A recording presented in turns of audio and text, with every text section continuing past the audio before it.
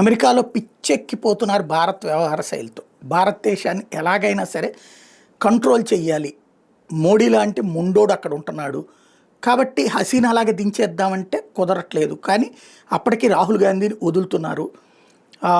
Maybe మిగతా మిత్రపక్షాలతో కూడా ఏమైనా చర్చలు జరుపుతారేమో వాళ్ళు. అట్నుంచి ఒక ప్రయత్నం జరుగుతుంది. కానీ దేశంలో మోడీతో సమానమైనటువంటి స్థాయిలో నాయకత్వం లేకపోవడం వల్ల వీళ్ళ ఆటలు సాగట్లేదు. లేకపోతే ఇదివరకు సాగినాయి అట్లాంటి ఆటలు.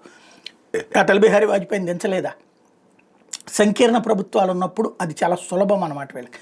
ఇప్పుడు కూడా అలాంటి సిచ్యుయేషన్ అనుకున్నారు, కానీ అపోజిషన్ స్ట్రాంగ్గా లేదు. ఆ రోజుల్లో సంకీర్ణంలో అపోజిషన్ స్ట్రాంగ్గా ఉండడం వల్ల సాధ్యమైనటువంటి పరిస్థితి. ఇప్పుడు అది సాధ్యం కావటం లేదు.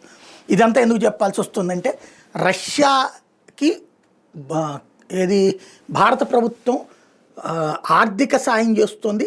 ఉక్రెయిన్ యుద్ధానికి వ్యతిరేకంగానే ఒక కోత కూశాడు అమెరికాలోని వైట్ హౌస్కి సంబంధించినటువంటి ప్రతినిధి. ఎలాగయ్యా మనం ఏమన్నా డబ్బులు ఇస్తున్నామంటే కాదట, ఆయిల్ కొనడం ద్వారా లాభాలు సంపాదిస్తున్నటువంటి రష్యా యుద్ధం చేయగలుగుతుందట.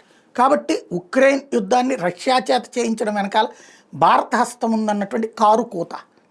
ఆ లెక్కనైతే ఉక్రెయిన్కి ఆయుధాలు ప్రత్యక్షంగానే ఇస్తోంది కదా అమెరికా. ఆ లెక్కనైతే పాకిస్తాన్కి ఆయుధాలు ప్రత్యక్షంగానే అమెరికానే ఇస్తోంది కదా. ఆ ఆయుధాలతోనే కదా ఉగ్రవాదులు భారతదేశం మీదకి వచ్చింది. ఆఫ్ఘనిస్తాన్లో తాలిబాన్లకు ఆయుధాలు ఇచ్చింది అమెరికానే కదా, వదిలిపెట్టి వెళ్ళిపోయింది. ఆ తాలిబాన్లు ఏమన్నా పీకిందా? అదే డబ్బులతోనే కదా, అదే ఆయుధాలను వాళ్ళు అమ్ముకుంటేనే కదా వాళ్ళు ఆ ఉగ్రవాదులు వచ్చి భారతదేశం మీదకి వస్తుంది. అంటే భారతదేశానికి వ్యతిరేకంగా అమెరికా కథ నడిపిందని మనం అంటే ఒప్పుకుంటారా? అక్కడ ఒప్పుకోరు. అదే స్పెషల్.